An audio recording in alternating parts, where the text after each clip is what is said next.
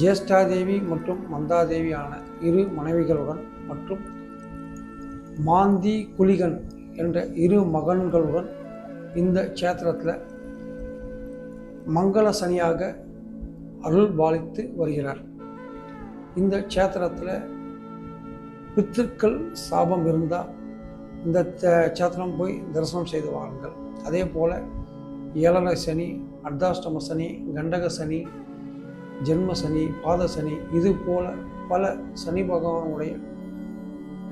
இன்னலுக்கு அழகியுள்ள நண்பர்கள், இந்த காணொலியை காணும் நண்பர்கள் அவசியம் கும்பகோணம் அருகே அமைந்துள்ள திருநாரையூர் என்ற இந்த க்ஷேத்திரத்தில் போய் ஒரு அர்ச்சனை பண்ணி உங்களுடைய